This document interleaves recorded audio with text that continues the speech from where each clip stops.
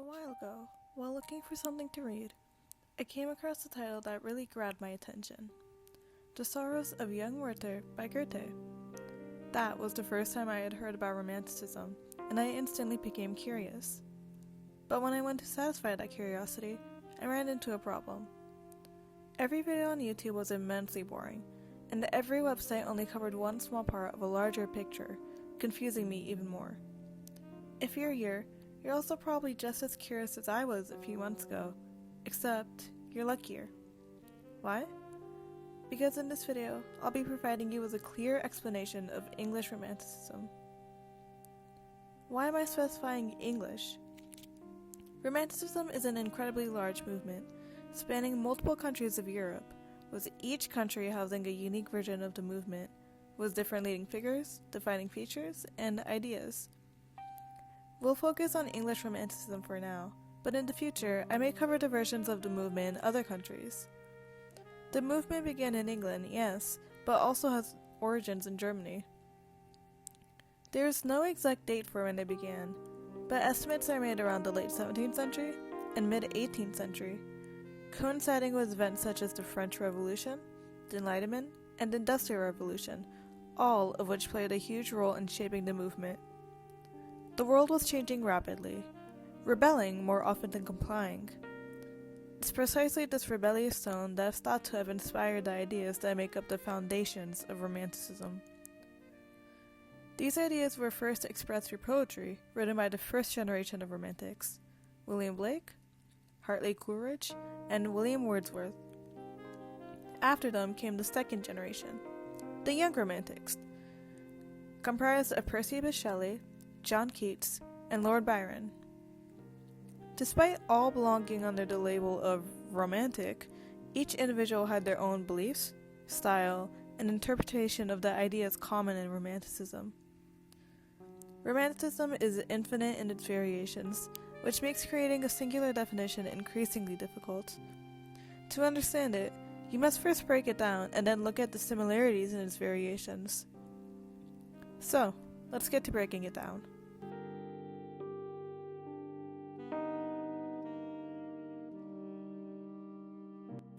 To understand the rest of English Romanticism, you must first take a look at the philosophy, as everything else is produced as an expression of the philosophy.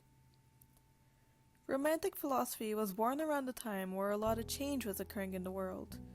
So naturally, people mirrored this change by conjuring up new ideals and opinions about the world. Romantics believed in all things natural. They praised natural beauty in women. They fell to their knees at the sight of mountains and rivers, and they did not like what the Industrial Revolution brought on, which was the antithesis of all things natural. During the Enlightenment, more and more people were straying from God and belief in the supernatural. But Romantics differed. They took the purity associated with God and applied it to nature. In some cases, like Percy Bysshe Shelley's, religion was replaced by a belief in romanticism and poetry. Building on this idea of irregular modes of reverence, Romantics also revered people, praising the common man and extending their sympathy towards all. The sympathy has another layer beneath it, as it is the culmination of the belief that 1. Human life is an extraordinary and precious experience, and 2. Human life is a part of the larger natural world, earning it the same reverence bestowed upon nature. Aesthetics also play a big part in the Romantics' worldview, and they created two distinct categories, the beautiful and the sublime. Beauty to a Romantic was what beauty is to everyone. Something easy on the eye, but not very meaningful. But the sublime? A whole different story. The sublime was looking down from the summit of a mountain. It was witnessing waves reach heights no human can ever imagine to reach. It was seeing the grandiosity of nature and realizing the insignificance of man in comparison. The concept of the sublime is more closely associated with Romantic art, but you can spot it in anything bearing the Romantic label. Even though I'm dividing Romanticism into topics, they aren't divided at all. Rather, they're intertwined. Another huge part of Romantic philosophy was the championing of emotion over reason. The Enlightenment had brought on a wave of logic lovers, and Romantics hated its excessive reliance on reason. Instead, they aspired to follow their heart, even if it meant being unreasonable. They praised a man who threw everything away for love, who gave the shirt off his back for compassion, who followed his instincts rather than a map. But this doesn't mean that Romantics discarded the notion of logic entirely. No, instead, they acknowledged how both logic and emotion are two very important forces. Forces who must ideally be kept in balance and work together. However, there was still an emphasis on emotion, which often meant that Romantics were more inclined to make art, write poetry, and participate in the study of humanities rather than dissect people. All of these beliefs, in nature and the common man and empathy, it all sounds rather idealistic, doesn't it? That is the side of the scale on which Romantics often tipped. Understanding this, we begin to unveil the specific viewpoints that Romantics could possibly have held. During the French Revolution, Romantics were likely both influenced by and thriving in the mass distribution of liberty, equality, and freedom, which makes sense since Romantic philosophy shares the same foundation as revolutionaries, the teachings of Jean-Jacques Rousseau and Immanuel Kant. Rousseau's idea of the noble savage, specifically, is something that really resonated with the Romantic audience. It's exactly what it sounds like, and captures the Romantic philosophy quite well. The noble savage is a man whose nobility lies in savagery. He doesn't care for machines or listen to what society tells him. He is one with nature. Similar to the concept of the noble savage, Romantics also praise children for having the same ideal traits. If you think about it, children are the most carefree and emotional creatures. They spend all their time amongst nature and hold no malice in their heart towards anyone, and in their youth are pure and uncorrupted. That is what Romantics strive for. Despite Romanticism sharing some similarities with the mainstream thought of the Enlightenment era, the emphasis is on some. Other popular ideas, such as Newton's theory of the universe, rooted in mathematics and science, and Locke's tabula rasa, were despised by Romantics. Newton's theory was rejected because it described the universe as a series of machinations and lacked warmth and vibrancy in it. When Romantics revered the natural world, this depiction went directly against their sentimental attitude. Locke's tabula rasa had varying reactions, none very accepting. Briefly put, tabula rasa is the idea that the mind is a blank slate upon birth, and that data imported from the sense organs makes marks on the slate, which is what experience and wisdom are. Blake disliked this because he held a unique belief that the soul carried with it centuries of wisdom that it brought with it into the body. Even if the soul wasn't expressly aware of this heaping mound of knowledge, it was there. Coleridge rejected it because he thought the mind is far more complex than that.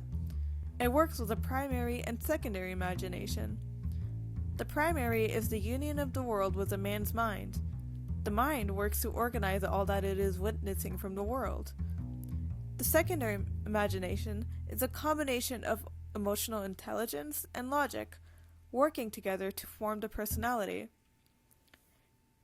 These are examples of that repeatedly mentioned variety. Now, all of these ideas that I've just mentioned are going to be present in everything produced by Romanticism, be it literature, poetry, or art. Except, they're never really the same every time.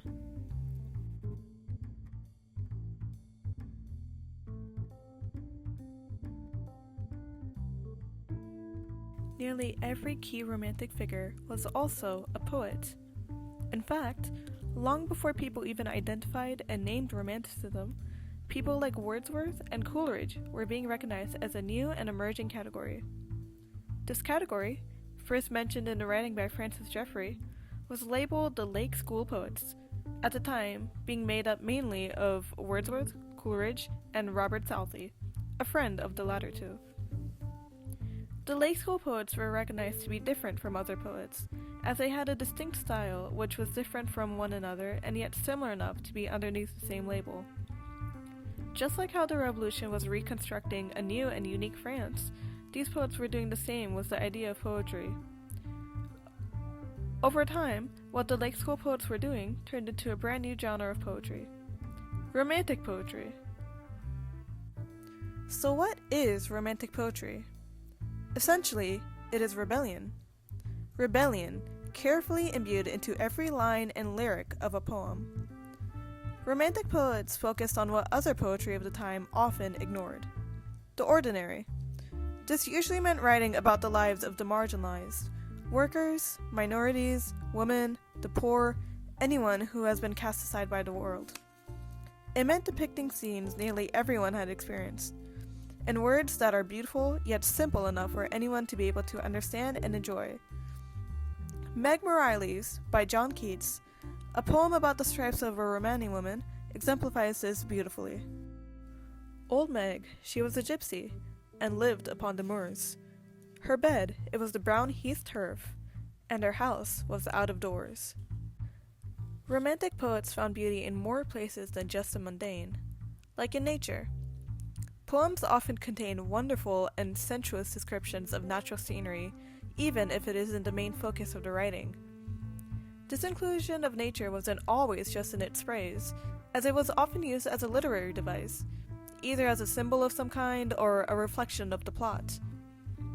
It was also used to communicate that idea of the sublime, which was previously explained. It is a very prominent theme in the Rime of the Ancient Mariner by Coleridge, a poem in which the characters are put at the mercy of the sea and its spirits.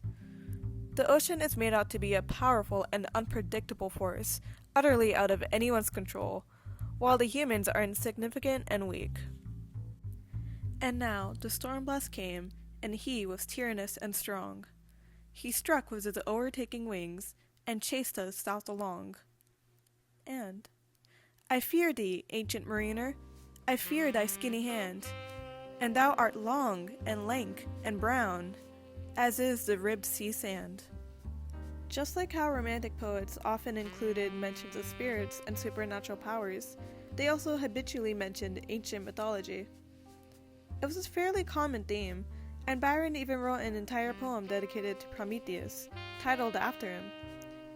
They didn't stop at mythology, and also brought back old types of poems such as odes and sonnets, which became popular amongst the genre. It was yet another way Romantic poets went against the expectations the Enlightenment era had set for the types of poetry that should be written. But each poem is unique in the way it rebelled. Let's look at the poems The Tiger and The Lamb, two juxtaposing poems by William Blake. In the first, Blake describes the tiger and the process behind its creation, highlighting his anti-Newtonian universe theory stance, and instead painting creation as a deeply intentional process. The poem marvels at the wonder of the animal, alluding to mythology as it again and again ponders the method of creation. Tiger, tiger, burning bright, in the forest of the night, what immortal hand or eye could frame thy fearful symmetry? And in what distant deeps or skies burnt the fire of thine eyes? On what wings dare he aspire? What the hand sees the fire? The poem then poses the question, did he who made the lamb make thee? Moving us on to Blake's next work, The Lamb. Here, the comforts bestowed upon the lamb and the beauty of its God-given features are called out by the poem. Again, the process of creation is pondered at, but this time it is revealed that the creator and the creation are one and the same. Little lamb, who made thee? Dost thou know who made thee? Little lamb, I'll tell thee. Little lamb, I'll tell thee. And he is called by thy name, for he calls himself a lamb. He is meek and he is mild. He became a little child. I a child and thou a lamb. We are called by his name. This is reflective again of a romantic's anti-Newtonian universe belief, and more specifically of Blake's belief that the soul is an older and wiser thing, a piece of God imparted to us. Kubla Khan by Coleridge takes us to a different realm entirely, painting scenes of Eastern exoticism and greater ancient powers at play. Through wood and dale the sacred river ran, then reached the caverns, measureless to man, and sank in tumult to a lifeless ocean. And mid this tumult, Kubla heard from far ancestral voices prophesizing war. This poem, despite being a good example of Romantic poetry's beautiful natural imagery and mythological references, is mainly an Orientalist work meant to portray the world outside of England the way the English want to see it. The poem Love and Death by Byron takes us away from pondering and grandiosity and shows us something simpler and familiar. A love story. This leans more towards the sensitive side of Romantic poetry, with its emphasis on intense and boundless emotion and the type of love for which you'd give anything for. The earthquake came and rocked the quivering wall, and men and nature reeled as if with wine. Whom did I seek around the tottering hall? For thee. Whose safety first provide for? Thine. And thus much and more, and yet thou lovest me not, and never wilt. Love dwells not in our will. Nor can I blame thee, though it be my lot, to strongly, wrongly, vainly love thee still. Byron describes a love so deep it perseveres through natural disaster, sickness, danger, and rejection, assigning the lover a kind of otherworldly reverence. There are many more facets to Romantic poetry than the ones I've talked about here, and I'd recommend digging through them yourself. They often hold such vast emotion and story in a very short amount of lines.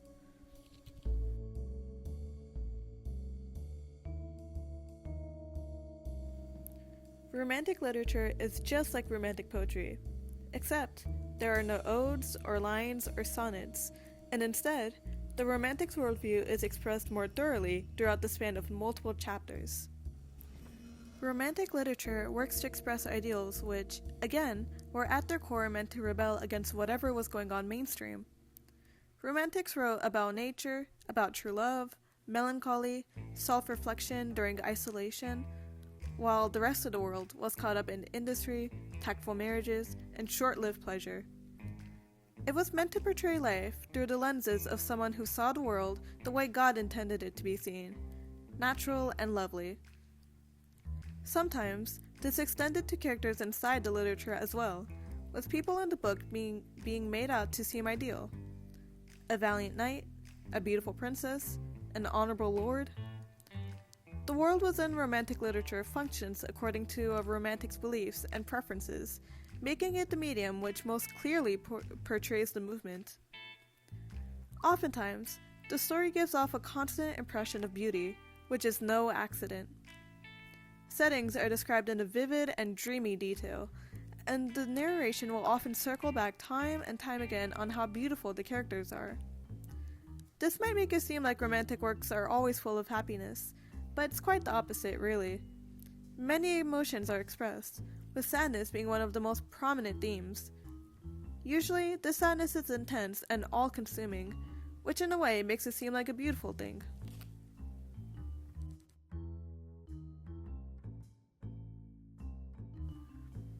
Romantic art is a world of its own, being involved with separate people and being a very unique product of Romantic beliefs. But it still deals with the same ideas as do poetry, literature, and philosophy. Romantic art can be considered an entire revolutionary genre on its own, and like literature and poetry, has its distinctions. The genre serves as a rebellion against the artistic rules and traditions imposed by academies at the time, and most Romantic pieces explicitly ignore what is expected of them, and instead focus on ideals which they personally wish to communicate through their artwork. Romantic art can vary from peaceful landscapes, recreations of events, portraits, and more abstract pieces, but at the core of the artwork, you'll find the same elements. Brushstrokes are bold, dramatic. Colors, bright, and full of life. choices, culminating in a result that draws the most emotion out of the viewer. Say you're walking through a romantic art gallery. What would you see? Maybe some landscapes. Some are peaceful, while some are beautifully terrifying. The latter type is embodying a concept known as the sublime. The sublime is the name given to scenes in nature that are so intense, so beautiful, and so powerful that the viewer shrinks in terror and awe at the sight of them. As an extension of their love for nature, artists also drew animals, leaning towards wild and unpredictable creatures, such as tigers. Moving on, you may notice many artworks depicting scenes of lands foreign to the English, except through their eye, which is influenced by ignorance and stereotypes. This is the Orientalist side of Romantic art, which mainly served the purpose of alleviating the guilt of colonization by showing how uncivilized the rest of the world was. The Romantic artist's fascination with the exotic wasn't limited to people, but also extended towards the mythical. Spirits and creatures of all kinds can be spotted across canvases. As well as fictional stories, you see some real ones, paintings of historical events, usually imbued with nationalism and love for the country. Romantic artists generally loved going back in time for their work. Romantic art is given these characteristics with one common intention behind it: to make you, the viewer, feel. Landscapes are meant to invoke that feeling of the sublime, or, depending on the work, some affection for the world. Orientalist works strive to convince you of an entire people's ineptitude. Historical pieces retell classic tales in a new light, recreating the essence of the event in a new and intriguing way. Emotion. That is the core of Romantic art. Just as it is for Romantic literature, poetry, and philosophy. No matter the form, the Romantic era comes back again and again to that one idea: emotion. Poetry, philosophy, art, and literature. I think these are the main elements of English Romanticism. What I've covered today just provides an overview of the entire movement, but like I said before, there's an immense amount of variety in it. The individual beliefs of each Romantic are fascinating, and I'd love to look into them more in the future. Same goes for the versions of the movement outside of England, in places like Germany or France. If you enjoyed and would like to see more Romanticism, please let me know. I'd also appreciate some feedback or suggestions for more topics to look into. Thank you for watching.